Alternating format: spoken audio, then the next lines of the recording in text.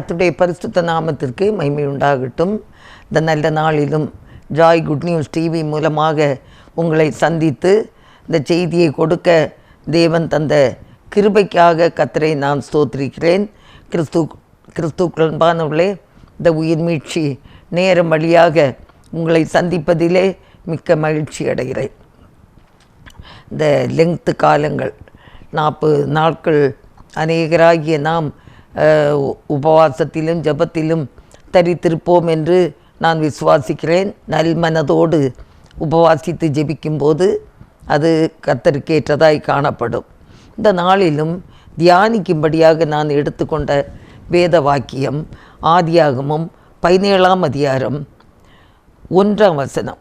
Abraham 99 வயதான போது கர்த்தர் ஆபிரகாமுக்கு தரிசனமாகி, நான் சர்வ வல்லமையுள்ள தேவன், நீ எனக்கு முன்பாக நடந்து கொண்டு உத்தமனாயிரு.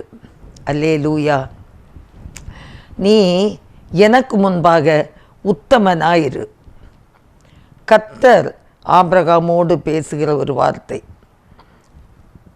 இப்போது நாம் இதை சிந்தித்தோம் என்றால், ஆபிரகாமுடைய 75வது வயதில் ஆண்டவர் ஆபிரகாமுக்கு வாக்களித்து இந்த ஆகாயத்து நட்சத்திரங்களை எல்லாம் உன்னால் எண்ணக்கூடுமானால் எண்ணு, அந்த அளவாய் உன் சந்ததியை நான் ஆசீர்வதிப்பேன்னு சொன்னார். இப்போ வயசு என்ன ஆகுது? 99. இப்பவும் ஒரு குழந்தையை பெற்றுக்கிடல. ஆனால் ஆண்டவர் சொல்கிறாரு, நீ எனக்கு முன்பாக நடந்து கொண்டு உத்தமனாயிரு. நம்மன்னா என்ன செய்வோம்? ஒரு கேள்வி கேட்போம். ஆண்டவரே, எனக்கு 75 வயசுலேயே நீர் வாக்களித்தீர், இதுவரை ஒரு குழந்தையை தரலையேன்ட்டு. நான் பானூர்லே ஒரு வார்த்தை கூட சொல்லாமல் அந்த தேவன் பேரில் முழு விசுவாசத்தோடு பின்பற்றினார் என்று பார்க்கிறோம். உத்தம விசுவாசம், எந்த ஒரு சந்தேகமும் படலை. வாக்களித்தவர் தருவார் என்ற ஒரு நம்பிக்கை தான். ஆகையினால ஆபிரகாமை போல ஒரு விசுவாசத்தில் ஒரு உத்தமனாக இருக்க வேண்டும். உத்தமனா என்ன நினைக்கிறீங்க? பைபிளை படிக்கிறேன், ஜெபிக்கிறேன், பைபிளை தூக்கிட்டு ஆலயத்துக்கு போகிறேன், அதோட என்னுடைய வாழ்க்கை முடிந்து விட்டது, அந்த உத்தமமா? ஆண்டவர் சொல்கிறாரு பாருங்க, இஸ்ரவேல் ஜனங்களுக்கு உபாகமம் 18ஆம் அதிகாரம் 13ஆம் வசனத்தில், உன் தேவனாகிய கர்த்தருக்கு முன்பாக நீ உத்தமனாக இருக்க கடவாய் அப்படின்னு சொல்லி இங்கேயும் மோசேக்கு ஆண்டவர் வாக்களிக்கிறார். அதை இஸ்ரவேல் ஜனங்களுக்கு அவர் கற்றுக் கொடுக்க வேண்டும். எல்லாரும் உத்தமமாய் ஆண்டவரை பின்பற்ற வேண்டும் என்பதை சொல்லித்தரணும். உத்தமன்னா என்ன? ஆண்டவர் அதுக்கு முன்னால் உள்ள பகுதியிலெல்லாம் சொல்லப்படுகிறது. 9ஆம் வசனத்தில், உன் தேவனாகிய கர்த்தர் உனக்கு கொடுக்கும் தேசத்தில் நீ போய் சேரும்போது அந்த ஜாதிகள் செய்யும் அருவருப்புகளின்படி செய்ய கற்றுக்கொள்ள வேண்டாம். அன்பானவர்களே, இஸ்ரவேல் ஜனங்களானாலும் மோசே வழி நடத்துகிறார். அங்கே போகும்போது அந்த மற்ற ஜனங்கள் செய்கிற அருவருப்புகளை நீ என்ன செய்யாத, செய்ய வேண்டாம், அதை கற்றுக்கொள்ள வேண்டாம் அப்படின்ட்டு கர்த்தர் திட்டமாய் சொல்கிறார். அடுத்த வசனம் பாருங்க, உபாகம் 18:10, தன் மகனையாவது தன் மகளையாவது தீ கடக்க பண்ணுகிறவனும் குறி சொல்லுகிறவனும் நாள் பார்க்கிறவனும் அஞ்சனம் பார்க்கிறவனும் சூனியக்காரனும் மந்திரவாதியும் சன்னத்காரனும் மாயவித்தைக்காரனும் செத்தவிடத்தில் குறி கேட்கிறவனும் உங்களுக்குள்ளே இருக்க வேண்டாம். இப்படிப்பட்டவைகளை செய்கிறவன் எவனும் கர்த்தருக்கு அருவருப்பானவன். இப்படிப்பட்ட அருவருப்புகளின் நிமித்தம் உன் தேவனாகிய கர்த்தர் அவர்களை உன் முன்னின்று துரத்தி விடுகிறார் என்று பார்க்கிறோம். ஆகையினால இப்படிப்பட்ட தவறுகளை செய்யும்போது உன் தேவனாகிய கர்த்தர் அப்படி இந்த மாதிரிப்பட்ட உத்தமம் இல்லாத, பரிசுத்தம் இல்லாத, விசுவாசமற்ற செயல்பாடுகளை செய்கிறவர்களை துரத்தி விடுவாராம். ஆனால் நீ அப்படிப்பட்ட காரியங்களை செய்யாத, நீ உத்தமனாய் இருக்க கடவாய் என்பானவர்களே. இன்றைக்கு நம்மை சுற்றி அநேக விதமான ஜனங்கள் வாழுகிறாங்க. எல்லாரும் செய்வது போல தேவனை அறிந்தவர்கள் செய்தால் அது ஒரு ஆசீர்வாதமே கிடையாது. நான் ஆலயத்துக்கும் போவேன், எனக்கு எம்மதமும் சம்மதம், நான் வேதத்தை வாசிப்பேன், நான் தியானிப்பேன், நான் ஜெபிப்பேன். கஷ்டங்கள் துன்பங்கள் வரும்போது அக்கம் பக்கத்தினர் இந்த கிளி ஜோசியத்துக்கிட்ட போவேன், நேற்றைக்கு நான் அங்கே போனேன், எனக்கு நல்ல சுகம் கிடச்சி, இல்லைன்னா இங்கே போனால் இந்த விதமான பரிகாரங்கள் வேண்டாம். அன்பானவர்களே, எல்லா சூழ்நிலையிலும் நாம் உத்தமமாக இருக்க வேண்டும். ஒரு நாளிலே ஆண்டவரை ஏற்றுக்கொண்ட நேரத்தில் நம்ம ஆண்டவரை உத்தமமாய் பின்பற்றி இருப்போம் இல்லையா? அதே உத்தமத்தை எல்லா சூழ்நிலைகளிலும் நாம் கடைபிடிக்க வேண்டும். நமக்கு சோதனைகளும் கஷ்டங்களும் வரத்தான் செய்யும். வந்தாலும் கூட நம்ம அந்த உத்தமத்திலிருந்து வழி விலகவே கூடாது. இந்த நண்பர் சுவிசேஷ ஜெபக்குழுவில் ஒரு பாடல் உண்டு. உத்தமமாய் முன் செல்ல உதவி செய்யும் யெகோவா, உத்தமமாய் முன் செல்ல உதவி செய்யும் யெகோவா, ஊக்கமதை கைவிடாமல் காத்து கொள்ள உதவும், ஊக்கமதை கைவிடாமல் காத்து கொள்ள உதவும். உத்தமமாய் முன் செல்ல உதவி செய்யும் யெகோவா. ஒருவேளை மற்றவர்களாலே நாம் சோதிக்கப்பட்டு பாதிக்கப்படுகிற ஒரு நிலைமை வரும்போது ஆண்டவரிடத்தில் கேட்கணும், உத்தமமாய் முன் செல்ல உதவி செய்யும் யெகோவா என்று நாம் கேட்க வேண்டும். ஆண்டவருக்கு ஒத்தாச்சு, ஆண்டவரே எனக்கு நீங்கள் உதவி செய்யுங்கப்பா, இந்த பாவம் நிறைஞ்ச உலகத்தில் நான் உத்தமமாய் செல்ல வேண்டும். ஆபிரகாமுக்கு எத்தனையோ ஆசீர்வாதங்கள் இருந்தாலும் பிள்ளை பாக்கியம் குழந்தை பாக்கியம் இல்லாமல் இருந்தார். ஆனாலும் கூட கர்த்தரிடத்தில் கேள்வி கேட்காமல் அவர் உத்தமமாக இருக்கிறதை நாம் பார்க்கிறோம். ஆகையினால் அன்பானவர்களே, கர்த்தருக்கு சித்தமான பாதையில் வழி நடக்க நம்மை அர்ப்பணித்து கொள்ள வேண்டும். 1 ராஜாக்கள் 8ஆம் அதிகாரம் 61ஆம் வசனத்தில், ஆதலால் இந்நாளில் இருக்கிறது போல நீங்கள் அவர் கட்டளைகளில் நடந்து அவர் கற்பனைகளை கைக்கொள்ள உங்கள் இருதயம் நம்முடைய தேவனாகிய கர்த்தரோடு உத்தமமாக இருக்க கடவுது. ஆண்டவருக்கு நமக்கும் அந்த உறவு எப்படி இருக்கணும்? உத்தமமாக இருக்கணும். அந்த உத்தம இருதயத்தை தேவன் விரும்புகிறார். மத்தேயு 5:48 பரலோகத்தில் இருக்கிற உங்கள் பிதா பூரண சற்குணராய் இருக்கிறது போல நீங்களும் பூரண சற்குணராய் இருக்க கடவீர்கள். அல்லேலூயா. ஆண்டவரிடத்தில் கெஞ்சி கேட்கணும், ஆண்டவரே எந்த இடத்திலும் நான் சாட்சியாக இருக்கணும், எந்த இடத்திலும் நான் பரிசுத்தத்தை காத்து கொள்ள வேண்டும், எந்த இடத்திலும் நான் விசுவாசத்தை காத்து கொள்ள வேண்டும். விசுவாசத்தை காத்து கொள்கிறது தான், பரிசுத்தத்தை காத்து கொள்கிறது தான் முக்கியம். இல்லைன்னா பைபிளை தூக்கிட்டு மட்டும் நம்ம ஆலயத்துக்கு போயிட்டு வரதில்லை ஒரு அர்த்தமே இல்லை. நம்முடைய விசுவாச வாழ்க்கையும் பரிசுத்த வாழ்க்கையும் நாம் காத்து கொள்ள வேண்டும். ஏற்கனவே நான் சொன்ன காரியங்கள் தான். என்னுடைய கணவர் இறந்த ஒரு ஆண்டில் சின்ன மகன் இறந்தான். அந்த இறந்து அவனை நாங்கள் வீட்டுக்கு கொண்டு வந்தாச்சு. சேலத்துலேருந்து வீட்டுக்கு கொண்டு வந்து அடக்கார என்ன முடிஞ்சது.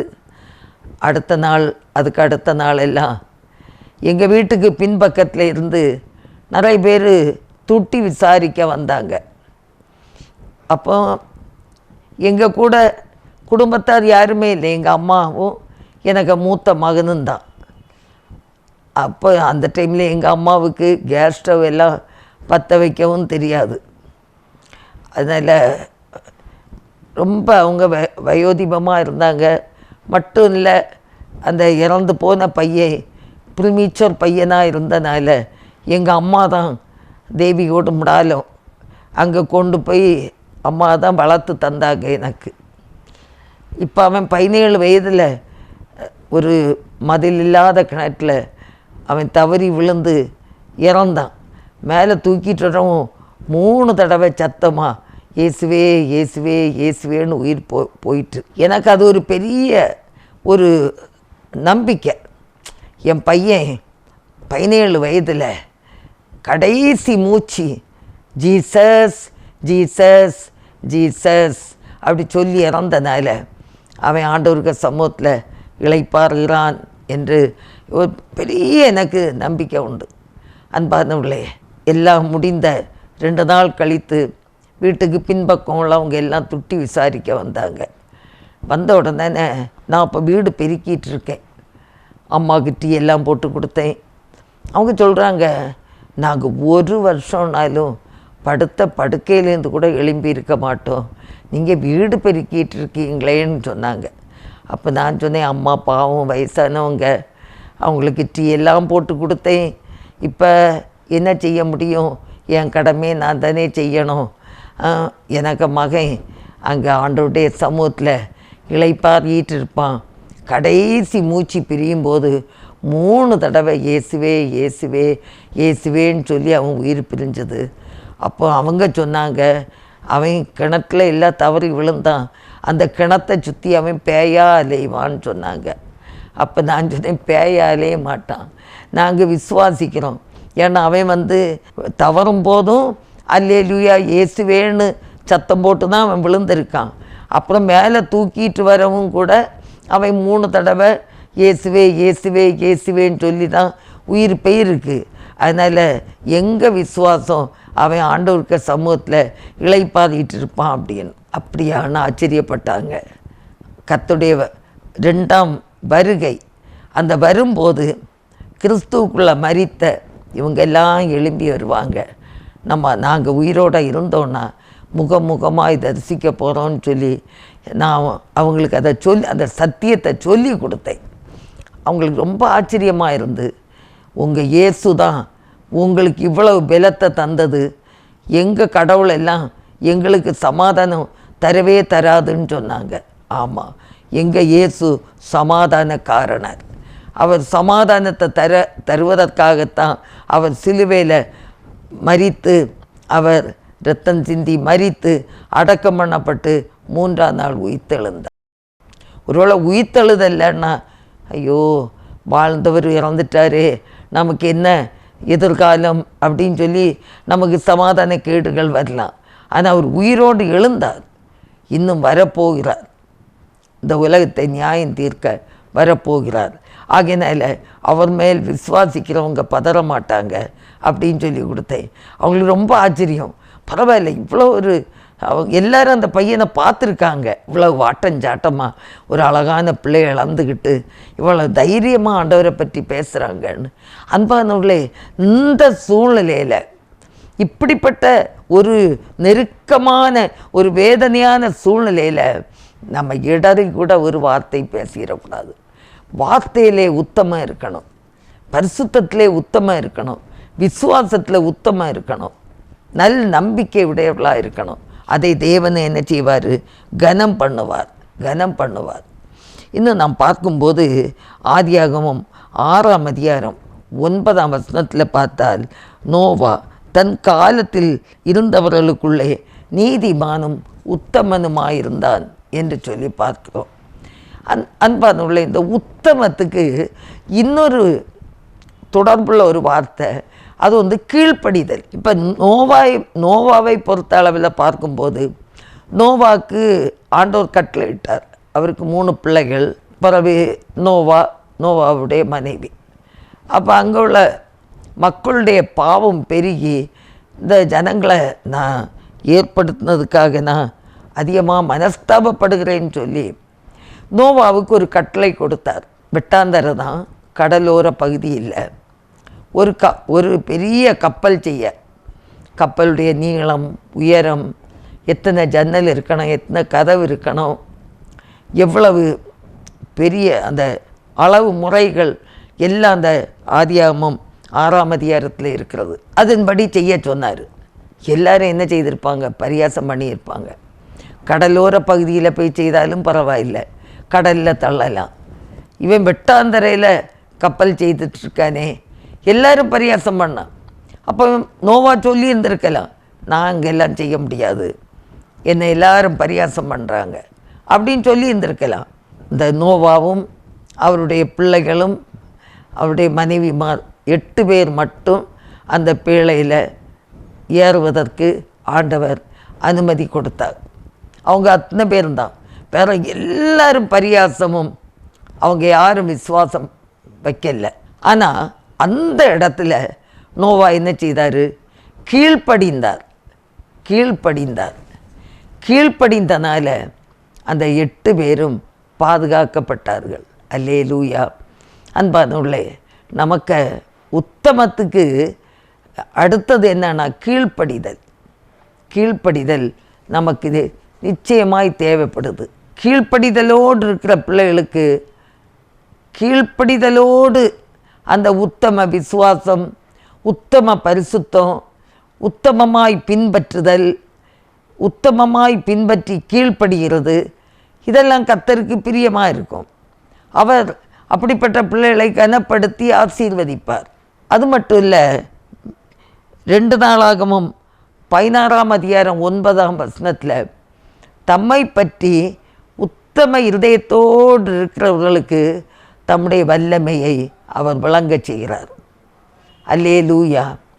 உத்தம இருதயத்தோடு இருக்கிற பிள்ளைகளுக்கு தம்முடைய வல்லமையை விளங்கச் செய்கிற தேவன்.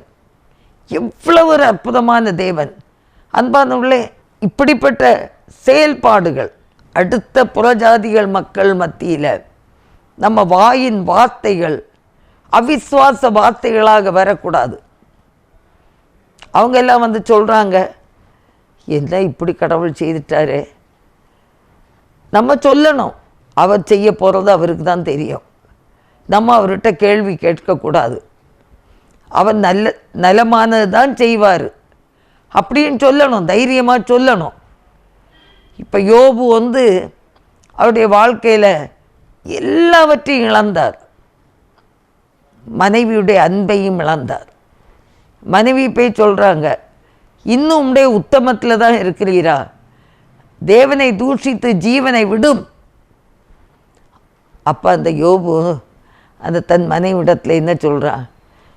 பிள்ளைகள் இழந்தாச்சு, எல்லா சொத்து சுதந்திரங்களும் இழக்கப்பட்டது, தன்னுடைய சரீரத்தில் வியாதி கண்டாயிற்று, கொடிய பருக்கள், மனைவியுடைய அன்பு கெட்டு போகுது. அவள் சொல்கிறா, பைத்தியக்காரி மாதிரி பேசாத, கர்த்தரிடத்தில் நன்மையை பெற்ற நாம் தீமையும் அனுபவிக்க வேண்டாமா? அவர் என்னை புடமிடுகிறார், நான் புடமிட்ட பின்பு பொன்னாக விளங்குவேன். விசுவாச வார்த்தை எல்லாருக்கும் பைத்தியம் போல தோணும். ஆனால் ஆண்டவருடைய பார்வையில் அவர் ஒரு விசேஷித்த ஒரு மகனாக காணப்படுகிறார். அல்லேலூயா. ஆண்டவர் வந்து கஷ்டமான சூழ்நிலைகளில் விசுவாசத்தோடு பின்பற்றுகிறத அவர் விரும்புகிறார், அவர் கனப்படுத்துகிறார். அல்லேலூயா. நெருக்கப்படுகிற நேரத்தில், கஷ்டப்படுகிற நேரத்தில் கர்த்தர் உதவி செய்ய வல்லமை உள்ள தேவனாக இருக்கிறார். பாருங்க, அந்த பாட்டில் 2வது அடி, பலவிதமா சோதனைகள் உலகத்தில் எம்மை வருத்தும், பலவிதமா சோதனைகள் உலகத்தில் எம்மை வருத்தும், சாத்தானின் ஆஸ்திரங்கள் எண்ணா நேரத்தில் தாக்கும், சாத்தானின் ஆஸ்திரங்கள் எண்ணா நேரத்தில் தாக்கும், உத்தமமாய் முன் செல்ல உதவி செய்யும் யெகோவா. எல்லா சூழ்நிலைகளிலும் சாத்தானின் சோதனை எது வந்தாலும், சாத்தானின் அக்னியாஸ்திரங்கள் எது வந்தாலும், ஆண்டவரே உத்தமமாய் முன் செல்ல எனக்கு உதவி செய்யும், எனக்கு உதவி செய்யும். அப்படி கர்த்தரிடத்தில் நாம் கேட்கும்போது கர்த்தர் நமக்கு உதவி செய்ய வல்லமை உள்ளவராயிருக்கிறார். கண்களை மூடி நாம் ஜெபிப்போம். எங்கள் அன்பின் பரலோக பிதாவே, இந்த வேளைக்காக நாங்கள் உம்மை துதிக்கிறோம். எங்களுக்காக நீர்ப்பட்ட பாடுகளை எல்லாம் நினைக்கிறோம் ஆண்டவரே. எல்லா சூழ்நிலையிலும் ஆண்டவரே அப்பா, உம்மை உத்தமமாய் பின்பற்ற நீர் விரும்புகிறீர் ஆண்டவரே. ஒரு ஆபிரகாம் தன்னுடைய வாழ்க்கையில் குறைவுகள் இருந்த போதிலும் உத்தமமாய் பின்பற்றினது போல ஆண்டவரே, நாங்கள் எல்லாரும் உம்மை உத்தமமாய் பின்பற்ற கிருபை தர வேண்டும் என்று நாங்கள் ஜெபிக்கிறோம் கர்த்தாவே. நாங்கள் ஜெபிக்கிறோம் கர்த்தாவே. ஒருவரையாவது கைவிடாதிரும். எல்லாரும் உம்மால் நடத்தப்பட ஆண்டவரே நாங்கள் ஜெபிக்கிறோம் கர்த்தாவே. நாங்கள் ஜெபிக்கிறோம் கர்த்தாவே. உமக்கு ஸ்தோத்திரம். உம்மை உறுதியாய் பற்றி கொண்ட மனதை உடையவன் உம்மை நம்பி இருக்கிறபடினால் நீர் பூரண சமாதானத்துடன் காத்து கொள்ளுகிறீர் ஆண்டவரே. தகப்பனே, இந்த நேரத்திலும் ஆண்டவரே டிவி மூலமாக, இந்த வாட்ஸ்அப் மூலமாக, யூடியூப் மூலமாக யார் யார் இந்த செய்தியை கேட்டுக்கொண்டிருக்கிறார்களோ அவங்களுடைய வாழ்க்கையில் உடைய வல்லமையை விளங்க பண்ணும் ஆண்டவரே. உத்தமமாய் பின்பற்றுகிற பிள்ளைகளை ஆண்டவரே நீர் கனப்படுத்துகிறீர் தகப்பனே. உத்தமமாய் பின்பற்றுகிறவர்களுக்கு தம்முடைய வல்லமையை விளங்க பண்ணுகிறீர் ஆண்டவரே. கர்த்தர் உதவி செய்வீராக. இந்த நேரத்திலும் பலவீனத்தோடு சுகவீனத்தோடு யாராவது தத்தளித்து கொண்டிருந்தாலும் கர்த்தருடைய வல்லமையான இரத்தமாய் கடந்து சென்று ஒவ்வொரு பேரையும் சுகப்படுத்தட்டும், ஒவ்வொரு பேரையும் பலப்படுத்தட்டும். ஆண்டவர் உதவி செய்வீராக, உதவி செய்வீராக. கர்த்தாவே உமக்கு ஸ்தோத்திரம். ஆண்டவரே உமக்கு ஸ்தோத்திரம். அதிசயங்களை செய்கிறவரே உமக்கு ஸ்தோத்திரம். அற்புதங்களை செய்கிறவரே உமக்கு ஸ்தோத்திரம். இம்மட்டும் பாதுகாத்தவரே உமக்கு ஸ்தோத்திரம். ஸ்தோத்திரம் ஆண்டவரே, ஸ்தோத்திரம் கர்த்தாவே. ஆண்டவரே, எங்களை தாழ்த்தி இந்த வேளையில் ஒப்பு கொடுக்கிறோம் தகப்பனே. ஆண்டவரே ஸ்தோத்திரம், ஸ்தோத்திரம், ஸ்தோத்திரம். ஆண்டவரே ஸ்தோத்திரம், ஸ்தோத்திரம். யாராவது பலவீனப்பட்டிருந்தாலும் உம்முடைய பரிசுத்தமான இரத்தம் கடந்து சென்று பூரண விடுதலையின் சுகத்தையும் கொடுப்பதாக ஆண்டவரே தாழ்த்தி உம்முடைய கரங்களை தருகிறோம். நீரே பொறுப்படுத்திக் கொள்ளும். எல்லா குறை குற்றங்களையும் மன்னித்தரலும். இயேசு கிறிஸ்துவின் நல்ல நாமத்தில் ஜெபங்கேளும் பிதாவே. ஆமேன், ஆமேன். கர்த்தர் தாமே உங்களை ஆசீர்வதிப்பாராக. ஆமேன்.